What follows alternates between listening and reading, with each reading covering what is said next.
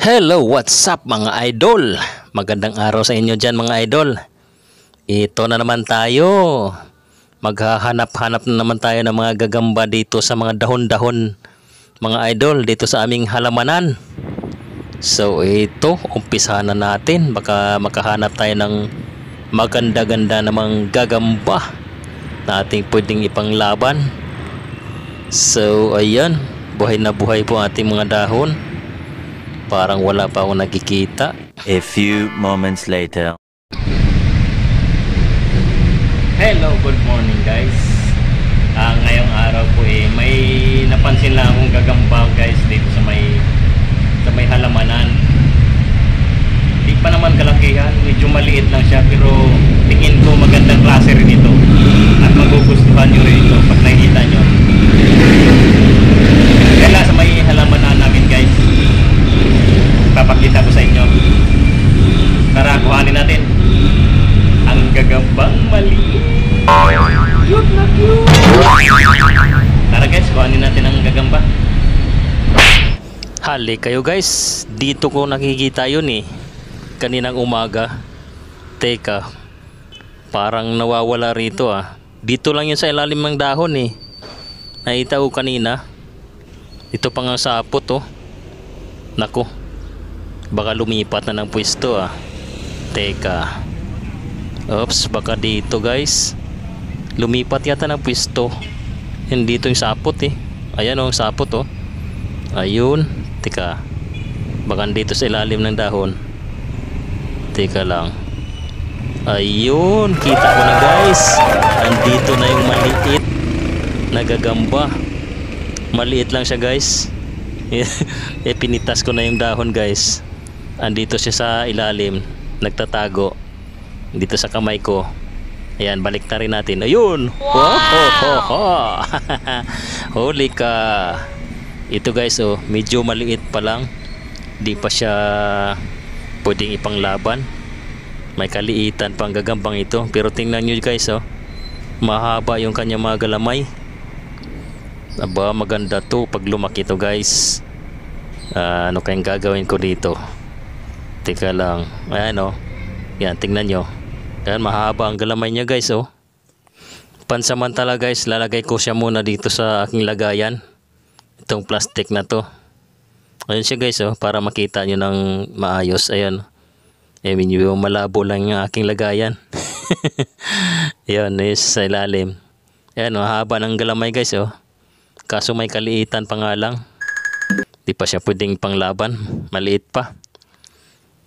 Pwede nating palakihin muna ito.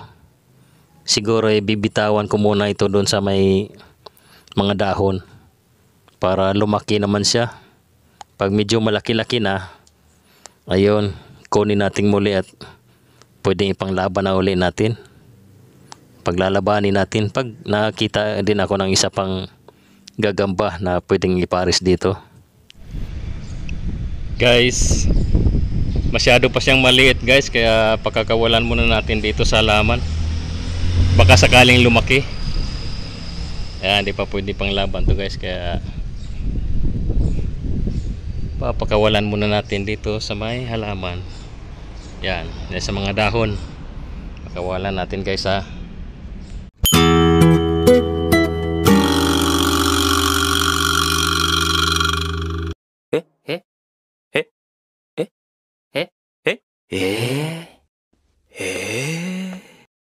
Oh, gagamboy. Dito ka muna Magpagkabait ka diyan. Kumain ka ng maayos para lumaki ka. Ayan guys, dito ko muna siya ilalagay. Si gagamboy. Ang maliit na gagamba. Ayan, nakikita nyo ba? Oops. Uy, nawala. Nahulog.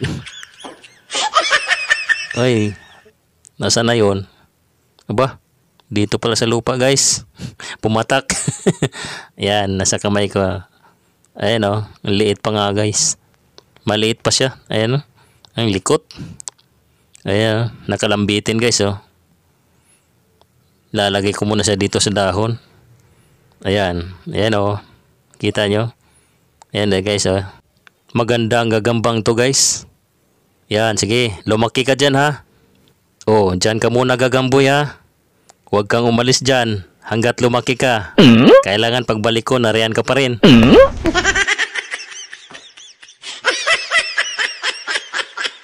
Yan. Andyan lang yung ating gagamba guys oh. Yan, nasa ilalim siya ng dahon.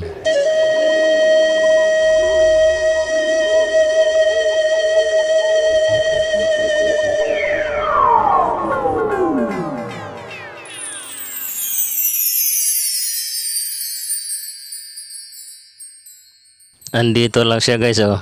Ayan po, oh, tingnan nyo. Ba ang ganda no. Ayan oh.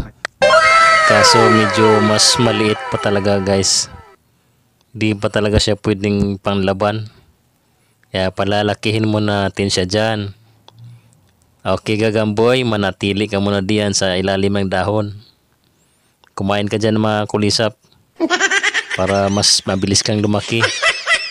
Yan, sip-sip ka dyan ng mga hamog para maging vitamin sa iyong katawan. Okay, bye-bye. Bye-bye you. Bye-bye you.